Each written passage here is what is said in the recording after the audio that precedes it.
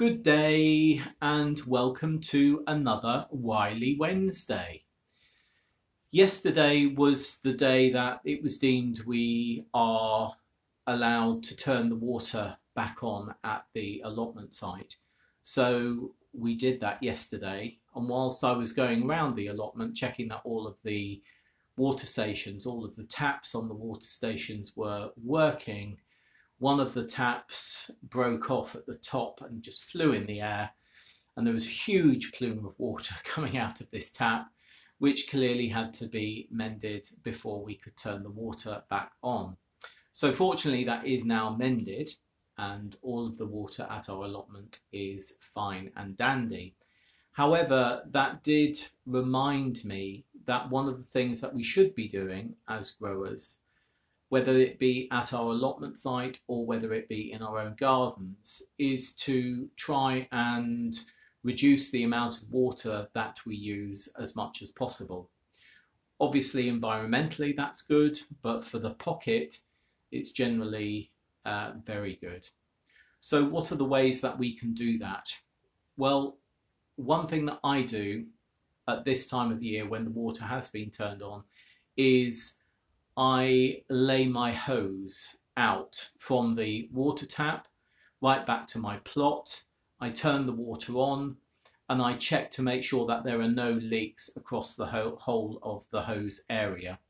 Because obviously if you do have a crack or which is causing a leak, maybe that crack happened during the colder winter months, or there was a kink in your hose when you put it away and there's been a crack that has formed because of that.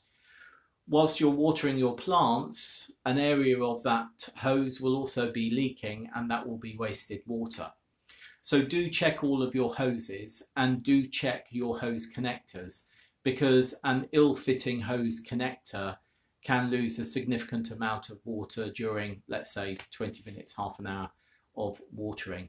So do check your tools.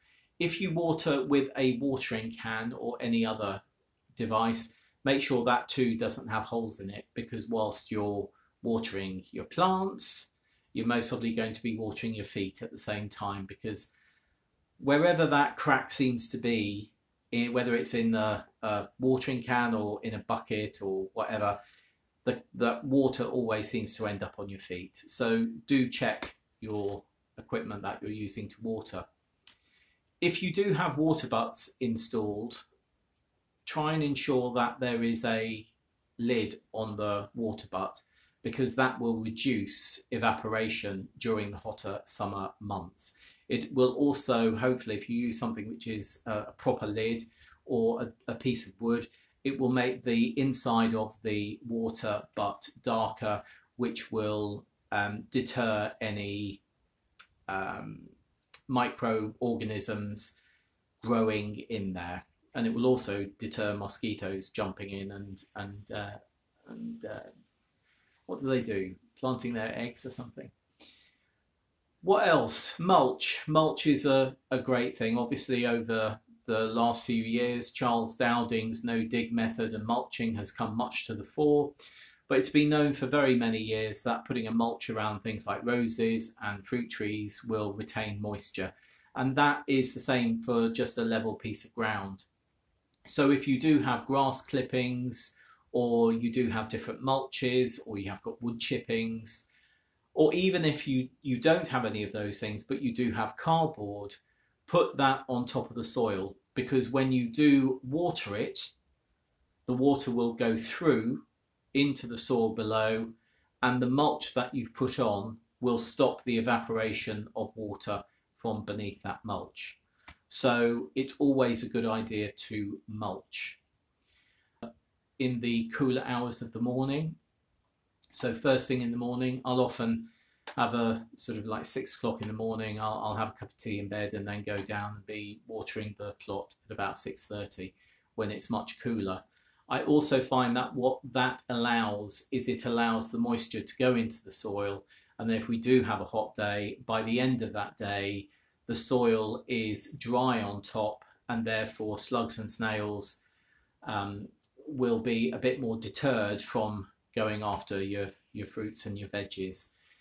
If your only chance is watering at the end of the day, then that's fine as well, because generally there are cooler hours in hot summer days at the end of the day, but that will leave your soil damp overnight.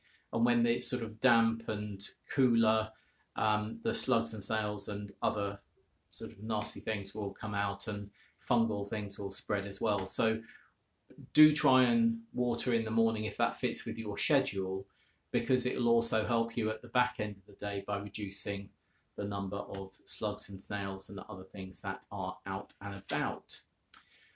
Another good thing to do is make sure that throughout the season you are hoeing the top of the soil. Now, you'll be doing that most probably to reduce the amount of weeds growing between your plants. But when you do that, what you're ensuring is that the top of the soil doesn't become caked in baking heat. Then when you water it, sort of gets all soggy, then it bakes again in the heat.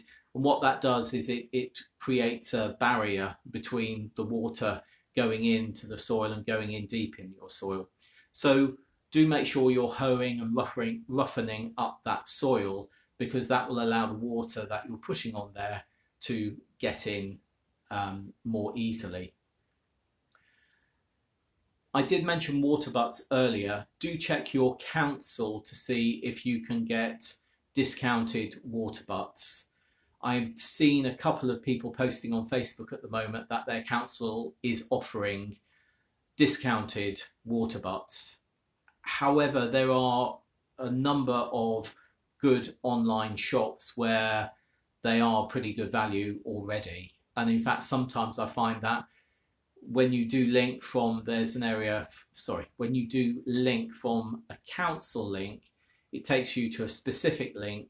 But then if you look on the website anyway, those prices on that specific link and the general website of the supplier are pretty similar. I did write a list. I think I've gone through my list. Finally, there's one more thing on the list.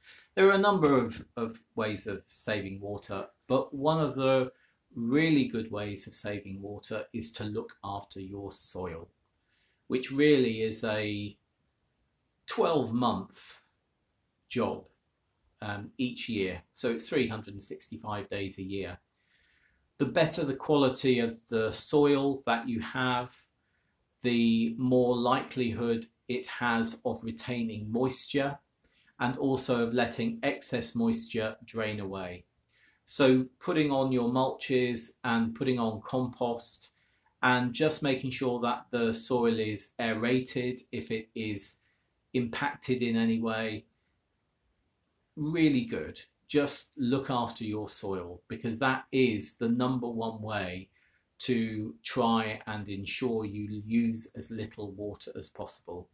If you add on top of that the other ways that we've mentioned today and the other ways that you can find online, and I'm sure you all have your own tips about how to save water on the allotment, then our plants will grow happily, we'll be happier.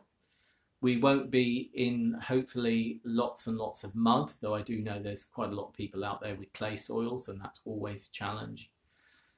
But yeah, if we look after the soil, we try and not use too much water, and we give the plants the amount of water that they need, which sometimes is less than the amount of water we think they need, then yeah, job's done. Anyway, there we are. Wily Wednesday. Thank you very much for watching, and I hope to see you soon. Bye.